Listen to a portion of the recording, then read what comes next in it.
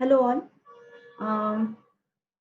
हा व्हिडिओ मी शूट केलाय त्या स्टुडंट्ससाठी ज्यांनी लेट जॉइन केलंय क्लासमध्ये आणि त्या स्टुडंट्ससाठी जे रिवाइज करू इच्छिता. So first of all for our new students, my introduction is me Snehal Laddha. CS, LLB आणि BCom माझं झालंय आणि मी CA 11th पासनं तर CA पर्यंत 11th-12thला SP शिकवते आणि CA स्ट्रीमला मी लॉ सब्जेक्ट शिकवते. तर आपल्या फर्स्ट लेक्चरमध्ये आपण सुरुवातच केली होती की व्हाय SP सब्जेक्ट. तुम्हाला मी SP साठी फॅकल्टी आहे. तर या SP सब्जेक्टची आपल्या सिलेबसमध्ये गरज काय ते आपण सगळ्यात आधी शिकलो होतो. सो आपल्याला प्रत्येक सब्जेक्ट विषयी काही ना काही माहिती असतं. जसं की जर अकाउंट्स म्हटलं तर काहीतरी माहिती असतं की डेबिट क्रेडिट असतात, अकाउंट्स बनवावे लागतात. मॅथ्स म्हटलं की काहीतरी आयडिया आहे आपल्याला, कॅल्क्युलेशन्स असतात. इकॉनॉमिक्स म्हटलं की डिमांड सप्लाय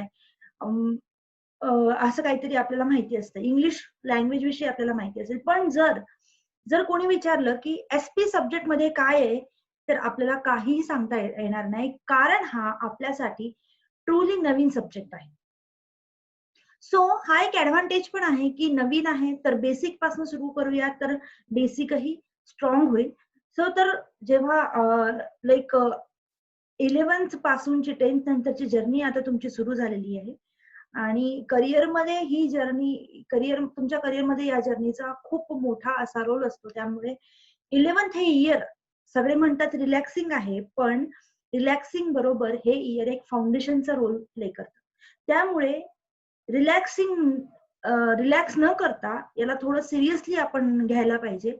12th मध्ये जर आपल्याला मेरिट टार्गेट आपण करू असू, तर असं करता येईल की 12thचा थोडा लोड आपण 11th वर शिफ्ट करून पुढे जाऊ शकतो आणि 11th इयरला पण आपण तितक्याच रिगरसली जितका आपण 10th मध्ये अभ्यास केला होता तितकाच अभ्यास करून फाउंडेशन आपलं स्ट्रॉंग करू शकतो. सो आपला फर्स्ट क्वेश्चन हा होता की वाय SP सब्जेक्ट. आपल्याला SP सब्जेक्ट का आहे? तर असं आहे की 11th-12th साठी तो SP आहे आणि पुढच्या सिलेबसमध्ये SP सब्जेक्ट हा लिंक केला जातो लॉ सब्जेक्टशी. SP सब्जेक्ट लिंक केला जातो लॉ सब्जेक्टशी. तर क्वेश्चन बेसिकली असा असायला पाहिजे की वाय लॉ? लॉची गरज काय? लॉ म्हणजे काय? तर लॉ म्हणजे it is a set of rules and regulations. परत प्रश्न असा की वाय रूल्स, वाय रेग्युलेशन्स? आपण लहानपणापासून आपल्यावरती काही ना काहीतरी रूल्स अप्लिकेबल केले जातात. जरी हा सब्जेक्ट आपल्याला नवीन असला, SP हा सब्जेक्ट आपल्याला नवीन असला, आपल्याला माहित नसलं की त्यामध्ये काय आहे, तरीही हा लॉ रिलेटेड सब्जेक्ट आपण लहानपणापासून कुठल्या ना कुठल्या रूपात आपण फॉलो करत आलेलो आहोत. आपण घरात असतानाही लहानपणापासून आपल्यावरती काही ना काही रूल्स लावलेले असतात. जसं की सकाळी लवकर उठायचं किंवा मग आपली आई म्हणते, की लवकर अंघोळ झाली नाही तर तुझे कपडे धुतले जाणार नाही. धिस इज रूल की लवकर उठायला पाहिजे आणि पनिशमेंट पण दिलेली आहे, की जर लवकर उठण्याचा रूल फॉलो केला नाही तर काय कॉन्सिक्वेन्सेस त्याचे होतील. आपल्या घरी रूल असतो, की रात्री आपलं काम करून लवकर घरी यावे. These are rules. आपण गाडी चालवत असताना आपल्यावरती ट्रॅफिक रूल्स लावलेले असतात. आपल्याला ते माहित असो किंवा नसो, हे कायदे आपल्याला लहानपणापासून आपण फॉलो करत आलो आहोत. चोरी करू नये, धिस इज रूल. चोरी करू नये. काय करावे किंवा काय नाही करावे हे जेव्हा बायफर्केशन केलं जातं, ते लॉ रूपामध्ये आपल्या समोर येतं आणि आपल्यावरती ते अप्लिकेबल होतं. सो पुढे वळूया की वाय लॉ? तर सोसायटीला प्रॉपर मॅनेज करण्यासाठी हे रूल्स बनवले जातात. आई आपल्या घरात आपल्यावरती का रूल्स लावते? कारण आपल्या आईला घराचं मॅनेजमेंट लावायचं असतं. त्यामुळे काय करावे किंवा काय करू नये, what to do or what not, यामध्ये ते बायफर्केशन केलं जातं आणि ते आपण फॉलो करणं गरजेचं आहे. आणि जर नाही केले तर पनिशमेंट पण. ट्रॅफिकचे रूल्स आपण फॉलो केले नाही तर पनिशमेंट पण आहे. आपल्याला फाईन भरावं लागतं. पण हे लॉ आणि रूल्स कुठे लिहिलेत? क्वेश्चन आहे की उद्या जाऊन ट्रॅफिक पोलिसने आपल्याला पकडलं आणि म्हटले की तू सिग्नल तोडलेला आहे, तुला फाईन भरावी लागेल. क्वेश्चन आपल्या समोर आहे, आपण ट्रॅफिक पोलिसला विचारायचं की हे कुठे लिहिलंय? बरोबर आहे ना? पण आपण इतकं भिलेलं, आपल्या मनात इतकी भीती असते की आपण त्यांना विचारायची हिंमत करत नाही. पण क्वेश्चन इज अतिशय बेसिक आहे की असे हे रूल्स कुठे लिहिलेत? तर असे हे रूल्स लिहिले जातात ऍक्ट मध्ये. नवीन वर्ड, नवीन टेक्निकल वर्ड तुमच्यासमोर इंट्रोड्यूस होतोय, त्याच्याशी आता तुमचं पूर्ण आयुष्यात याच्याशी संबंध राहील. तुम्ही जेव्हा सीएसीएस मध्ये जा तर हा डे टू डे रुटीनचा हा वर्ड असेल ऍक्ट. ACT act. ऍक्ट म्हणजे ऍक्टिंग नाही, तर ऍक्ट म्हणजे प्रत्येक सब्जेक्ट वरती जे रूल्स अँड रेग्युलेशन्स लिहिलेले आहेत, जे त्या बुक्स मध्ये लिहिलेले आहेत, त्या बुक्सला आपण म्हणतो ऍक्ट. जसं जसं की लेट्स से लग्नामध्ये लग्न झाल्यानंतर ते आपण रजिस्टर करायला पाहिजे असं कुठेतरी लिहिलंय. ते काय हिंदू मॅरेज ऍक्ट. असे खूप सारे ऍक्ट आहेत, प्रत्येक सब्जेक्ट विषयी ऍक्ट. मग प्रश्न असा आहे की जसं आता लेट्स से अजून एक्झाम्पल घ्यायला गेलं की आपण आता डे टू डे लाईफ मध्ये इन्फॉर्मेशन टेक्नॉलॉजीचा अतिशय लाईक खूप उपयोग सुरू झालेला आहे. आधी हा 90s मध्ये इतका नव्हता, होता पण इतका नव्हता. आपण उपयोग करतो, पण काही लोक असे आहेत जे दुरुपयोग पण करतात. मग गव्हर्नमेंट वरती ऑब्लिगेशन आहे की काय उपयोग आणि काय दुरुपयोग यामध्ये बायफर्केट करायचं. जसं जसं आपल्या आईने आपल्या घरच्या रूल्स मध्ये लावलेलं आहे काय करावे किंवा काय करू नये, तसंच गव्हर्नमेंटनी पण काय करावे आणि काय करू नये असं बायफर्केशन केलेलं आहे. त्यामुळे ह्युमन बिंगला कळतं की काय केलं तर चांगलं आहे आणि काय केलं तर पनिशमेंट होईल. मग हे लिहिले कुठे असतात? तर गव्हर्नमेंट याच्यावरती एक बुक काढते ज्याचं आपण म्हटलं नाव ऍक्ट, आणि त्याला प्रत्येक सब्जेक्ट वरती जे बुक निघतं त्याला स्पेसिफिकली वेगळी नावं दिली असतात. ज्याला इन्फॉर्मेशन टेक्नॉलॉजीचे रूल्स रेग्युलेशन ज्यामध्ये लिहिलेले आहेत त्याला आपण म्हणतो इन्फॉर्मेशन टेक्नॉलॉजीज ऍक्ट. मग पुढचा क्वेश्चन असा आहे की असे हे ऍक्ट येतात कसे, केव्हा? तर आहे की जसं की सोसायटीमध्ये गव्हर्नमेंटला असं वाटायला लागतं की सोसायटीमध्ये या विषयावरती चर्चा वाढलेली आणि गव्हर्नमेंटला असं वाटतं की या विषयावरती रूल्स अँड रेग्युलेशन्स येणं गरजेचं आहे. तेव्हा तेव्हा आपले सेंट्रल गव्हर्नमेंट किंवा स्टेट गव्हर्नमेंट एक पॅनल बनवतं, डिस्कशन पॅनल बसवतं, ते डिस्कस करतात.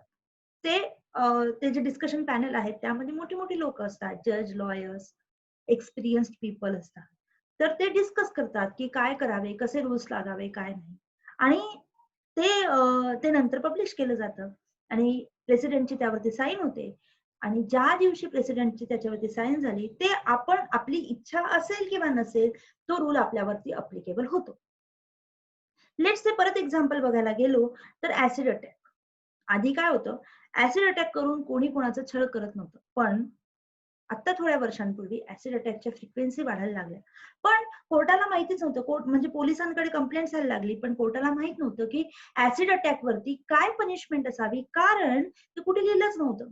मग अशा वेळी गव्हर्नमेंटला तो रिस्पेक्टिव्ह ऍक्ट अमेंड करायला लागतो, त्याला म्हणतात अमेंडमेंट. म्हणजे त्यामध्ये त्याविषयी असलेली पनिशमेंट टाकायला लागते, लिहिलं जातं हे करू नये आणि केल्यास ही पनिशमेंट राहील. इन्फॉर्मेशन टेक्नॉलॉजी आधी यूज नव्हता, पण जेव्हा लोक आयटीचा यूज करायला लागले तेव्हा मिसयूज पण व्हायला लागला आणि गव्हर्नमेंटला असं वाटलं की नाही यावरती काही ना काहीतरी रूल्स यायला पाहिजे. त्या दिवशीपासून इन्फॉर्मेशन टेक्नॉलॉजीज ऍक्ट बनण्याची प्रक्रिया चालू झाली आणि तो ऍक्ट बनला आणि तो आपल्यावरती अप्लिकेबल झाला. ह्या सगळ्या गोष्टी झाल्या की हा अशामुळे ऍक्ट असतो. पण परत क्वेश्चन हाच आहे की आमच्या सिलेबसमध्ये असं हे सगळं का? उद्या जाऊन आपण सीएसीएस होणार आहोत, मोठ्या मोठ्या पोस्ट वरती आपण जाणार आहोत, आपल्याला काही ना काहीतरी रूल्स माहित असायला पाहिजे. त्यामुळे ते बेसिक रूल्स आपल्या कॅरिक्युलम मध्ये टाकलेले आहेत. 11-12 मधला आपला जो हा सब्जेक्ट आहे सेक्रेटरियल प्रॅक्टिस. सेक्रेटरियल प्रॅक्टिस हा सब्जेक्ट लिंक केला जातो कंपनीज ऍक्ट. आता आपल्याला मी दिलेल्या एक्सप्लेनेशन वरून आपल्याला इतकं तर क्लिअर झालंच असेल की हे ऍक्ट कशावरती, जसं लिहिलं जातं कंपनीज ऍक्ट म्हणजे कंपनीज ऍक्ट म्हणजे असे रूल्स, असे रेग्युलेशन्स जे कंपनीज वरती अप्लिकेबल होतात, त्याला म्हणतात कंपनीज ऍक्ट. जसे ह्युमन इंडिव्हिज्युअल वरती काही रूल्स रेग्युलेशन्स अप्लिकेबल होतात, तसेच कंपनीज वरती पण काही ना काहीतरी रूल्स अँड रेग्युलेशन्स अप्लिकेबल होते. त्यामुळे कंपनीला माहिती असतं काय करावे किंवा काय करू नये. आणि हे रूल्स जिथे लिहिले जातात त्या बुकला म्हणतो आपण कंपनीज ऍक्ट, जो की आलाय 2013 मध्ये. अर्लियर ऍक्ट होता 1956, पण सोसायटी ज्याप्रमाणे चेंज होत होती त्याप्रमाणे हे ऍक्टचे रूल्स पण बदलायला लागतात. तर पुढे जाऊन आला 2013. क्वेश्चन असा आहे पुढचा की कंपनीज ऍक्ट मध्ये सेक्रेटरियल प्रॅक्टिसचा काय रोल? तर कंपनीज ऍक्ट, कंपनीमध्ये लोक काम करणारी लोक, त्यांना रूल्स अँड रेग्युलेशन्स असं समजू शकतो आपण की लिगल लँग्वेज त्यांना वाचता येत नाही, किंवा मग वाचली तरी ती तितकी सोपी नसते की आपण तिला समजू शकू. मग तिथे कोण तेच वाचून सांगण्यासाठी येतो आमच्यासारख्यांचा रोल, चार्टर्ड अकाउंटंट किंवा कंपनी सेक्रेटरी. पण आपल्याला पण ती समजायसाठी ती शिकायला लागेल. म्हणूनच सेक्रेटरियल प्रॅक्टिस हा सब्जेक्ट बेसिकली 11-12 पासून इंट्रोड्यूस केला गेला आपल्या कॅरिक्युलम मध्ये, ज्याच्यामध्ये बेसिक पासून दिलेलं आहे की कंपनी कधी आली, कशी आली, का आली, इथनं ती सुरुवात होते. सेक्रेटरियल प्रॅक्टिस म्हणजे कंपनी सेक्रेटरी किंवा चार्टर्ड अकाउंटंट हे यांचं अपॉइंटमेंट त्याच्यासाठी होतं की ते बघतात की असलेले रूल्स किंवा रेग्युलेशन्स, अप्लिकेबल असलेले रूल्स किंवा रेग्युलेशन आपली कंपनी फॉलो करते की नाही, किंवा ते रूल्स अँड रेग्युलेशन्स कंपनी मधल्या लोकांना समजावून सांगण्याचं कामच कंपनी सेक्रेटरीचं आहे. आता आय होप की तुम्हाला हा सब्जेक्ट विषयी थोडी आउटलाईन मिळाली असेल, कारण नावच आहे सेक्रेटरियल प्रॅक्टिस. प्रॅक्टिस म्हणजे काय, काय कामकाज असतात ते सेक्रेटरियलचे, काय कामकाज असतात ते. सब्जेक्ट पुढे द्यायच्या आधी एक छोटीशी अनाउन्समेंट आहे की हा अनाउन्समेंट आय मीन हा रूलच आहे की सीएस सेक्रेटरियल प्रॅक्टिसला तुमच्या या सब्जेक्टला मॅथ्स हा ऑप्शनल सब्जेक्ट आहे. हे तुमच्यावरती दिलंय की तुम्ही चूज करायचंय तुम्हाला मॅथ्स करायचं आहे की एसपी सब्जेक्ट करायचा आहे. ओके, सो आपलं हे जे आतापर्यंत आपण डिस्कशन केलं हे या मुद्द्यावर येऊन थांबतंय की वाय कंपनी का. आपण कंपनीचे रूल्स का बघितलं, कंपनीचं मॅनेजमेंट सुरळीत चालण्यासाठी. त्याच्या आधी आपण बघितलं सोसायटी मधले रूल्स का, सोसायटीवरती लॉ का. त्याच्या आधी आपण बघितलं घरामध्ये लॉ का. घराचं मॅनेजमेंट सुरळीत चालण्यासाठी, सोसायटीचं मॅनेजमेंट सुरळीत चालण्यासाठी आणि कंपनीचं मॅनेजमेंट सुरळीत चालण्यासाठी कंपनीज वरती पण रूल्स अँड रेग्युलेशन्स अप्लिकेबल होतात, प्लस आपण म्हणतो कंपनीज ऍक्ट. तर पुढे जाऊया की हे रूल्स कसे फ्रेम होतात. तर डिस्कशन पॅनल बनतं आणि एक ड्राफ्ट रूल्स ते बनवले जातात. मग ते both the house of parliament म्हणजे लोकसभा आणि राज्यसभा मधून ते पास झालं. पास होणं म्हणजे काय, लोकसभा आणि आपण टीव्हीवरती बघत असतो लोकसभा आणि राज्यसभा मधले लोक ती जोरजोरात, पार्लमेंट मध्ये लोक ते जोरजोरात टेबल वाजवत असतात, हो हो करायचंय, हो हो नाही करायचंय. असं करत करत मेजॉरिटी ऑफ लोकांनी जर त्याला अप्रुव्हल दिलं त्या दिवसापासून तो रूल पास झाला असं आपण समजतो. त्याच्यानंतर ती बुक, ते ड्राफ्ट जे ते पास झाले ते जातं प्रेसिडेंटकडे. प्रेसिडेंट त्याच्यावरती आपलं सिग्नेचर करतं. सिग्नेचर करणं म्हणजे प्रेसिडेंटनी त्याला शाश्वती दिलेली आहे, म्हणजे त्याला होकार दिलेला आहे. आणि ज्या दिवशी प्रेसिडेंटनी त्याला होकार दिला त्या दिवसापासून तो रूल, ते रेग्युलेशन्स कन्वर्ट होतात लॉ मध्ये आणि त्या दिवसापासून ते लॉ आपल्यावरती अप्लिकेबल होतात. जसं हे लॉकडाऊन, दीज आर रूल्स. बाहेर पडू नये, पडले तर फाईन बसत होती, किंवा मग तुम्हाला माहितीच पोलीस हातात काय घेऊन उभे होते की पडलं तर तुम्हाला फटका. These are rules. जर रूल्स फॉलो केले नाही तर काय पनिशमेंट होईल हे पण त्या बुक मध्येच लिहिलेलं असतं. सो क्वेश्चन आपला, आपण या क्वेश्चन वरती येऊन थांबलो होतो की वाय कंपनी का हे शिकण्यासाठी आपल्याला सुरुवात करायला पाहिजे सोल प्रोप्रायटरशिप. आता मी स्क्रीन शेअर करते तुमच्या बरोबर. सोल प्रोप्रायटरशिप, तर आपल्या सिलेबस मध्ये हा टॉपिक आहे, टॉपिक नंबर 2. सोल प्रोप्रायटरशिप म्हणजे काय, तर आम्हाला हा शब्द टोटली नवीन आहे आणि आम्हाला याविषयी काहीही माहित नाही. I know.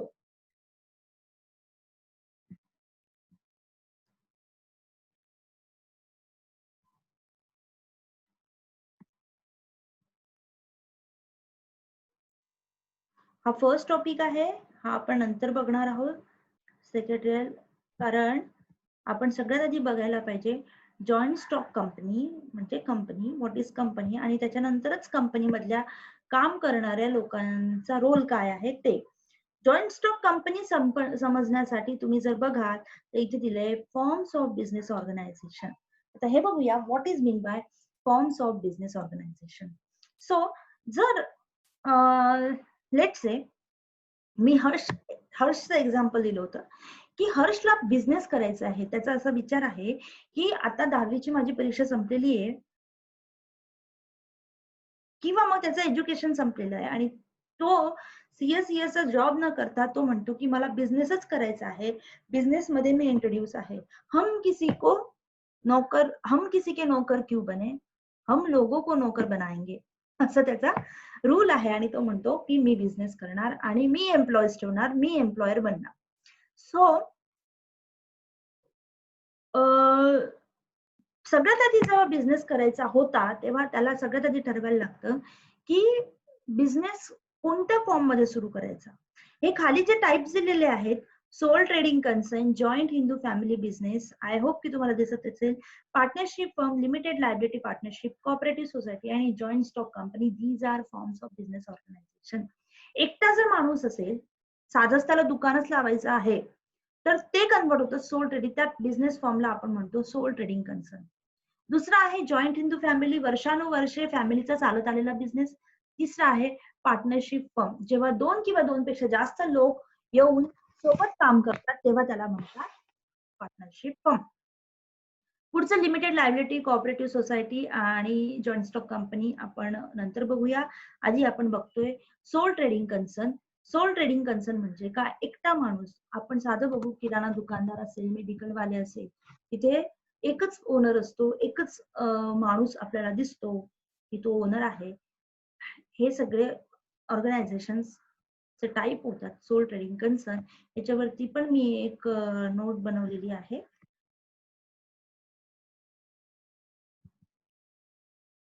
हा, सो तुम्हाला दिसत असेल बघा, दिले सोल ट्रेडिंग कन्सर्न आणि खाली दिसतोय आपला आवडतं फूड, त्याचं नाव आहे वडापाव.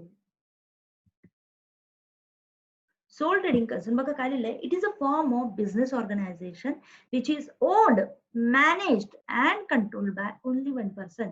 बघा, 3 गोष्टी वेगळ्या वेगळ्या. ओन म्हणजे ज्याच्याकडे त्याची ओनरशिप आहे, मॅनेज म्हणजे जो सगळं मॅनेज करतो, आणि तिसरं म्हणजे कंट्रोल. कंट्रोल म्हणजे काय करायचं किंवा काय करू नये हे सगळं त्याचं तोच ठरवतो. मी माझं दुकान दुपारी 2 ते 4 बंद ठेवेल, त्याला कोणाचंही काही ऑब्जेक्शन नसतं. It is owned, control and managed bye one person. And त्या माणसाला आपण म्हणू शकतो वन मॅन बिझनेस, कारण तोच त्याचं सगळं सांभाळतो. अ person who conducts the business is called soul trader. आणि खाली आपल्याला एक सोल ट्रेडरचं एक्झाम्पल दिसतंय. आपण बघतोय फीचर्स. फीचर्स म्हणजे काय तर कॅरेक्टरिस्टिक्स.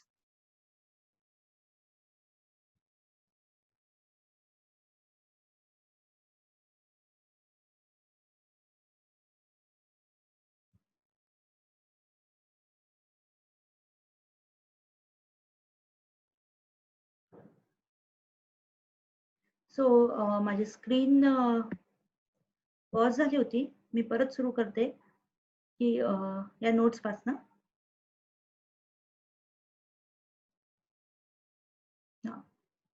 मी परत माझी स्क्रीन पॉज झाली होती, मी परत सुरू करते या माझ्या नोट्स वरून.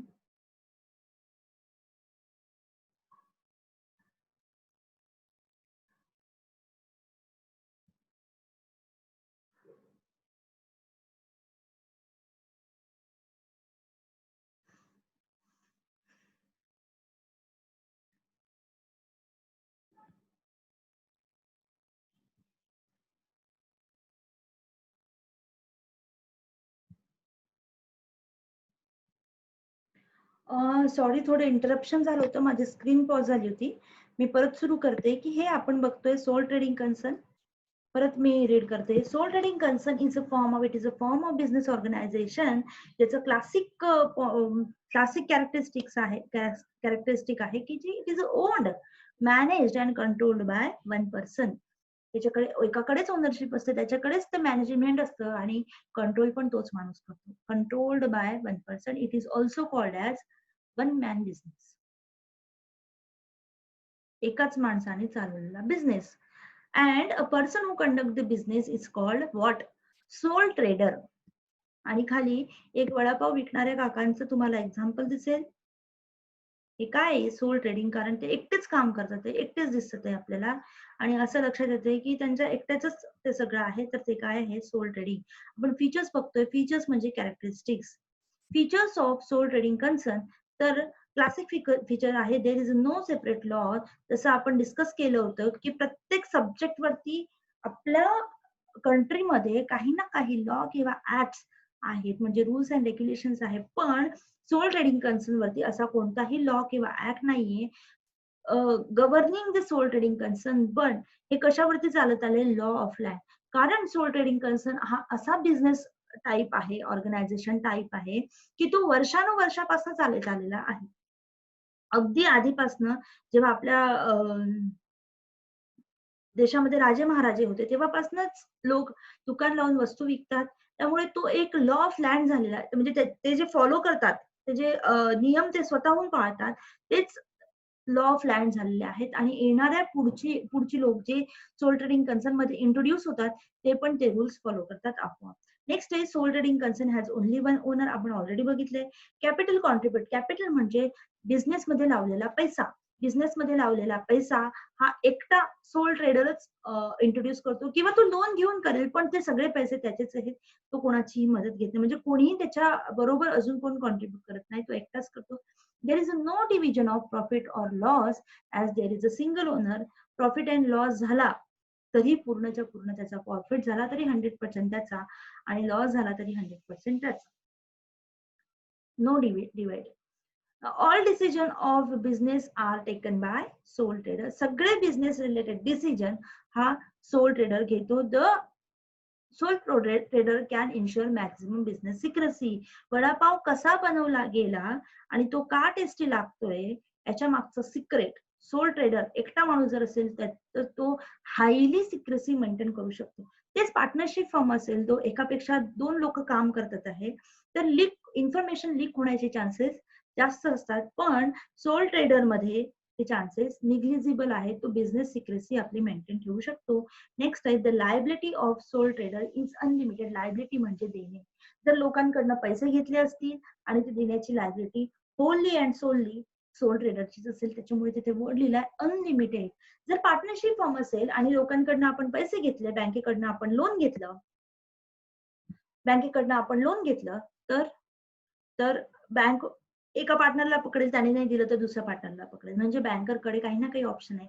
पण सोल ट्रेडिंग कन्सर्न मध्ये माणसाची लायबिलिटी अनलिमिटेड आहे. जर तो पैसे देऊ शकत नसेल तर मी क्लासमध्ये पण बोलले होते की त्याला आपली किडनी विकूनही पैसे द्यावेच लागतील, कारण त्याची लायबिलिटी अनलिमिटेड आहे.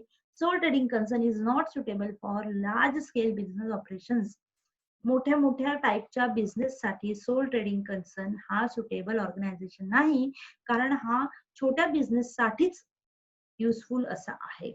कारण इथे सगळं स्मॉल कॅपिटल पण स्मॉल लागतं आणि ऍक्टिव्हिटीज पण स्मॉल आहे. जर मोठ्या ऑर्गनायझेशन, मोठं तुमचं काम आहे, मोठं तुमचं प्रोजेक्ट आहे, तर तुम्हाला सोल ट्रेडिंग कन्सर्न मध्ये जाऊन चालणार नाही.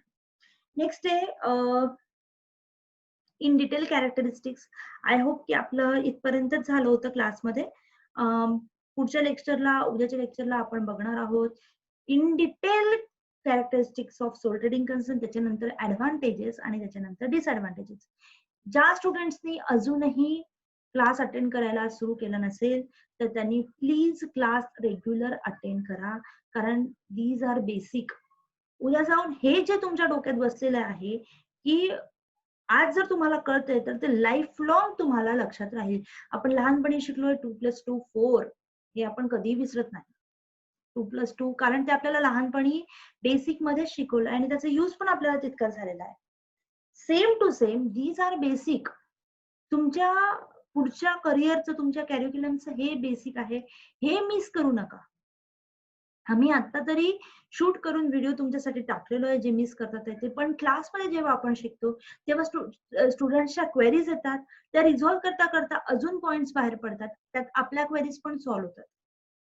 सो क्लास अटेंड करा रेग्युलर. आपल्या मित्रांना पण कळवा. आता हे जे फ्री लेक्चर्स चालू आहेत, त्याचा ऍडव्हान्टेज तुम्ही घेऊ शकता. Okay, then see you tomorrow. Bye.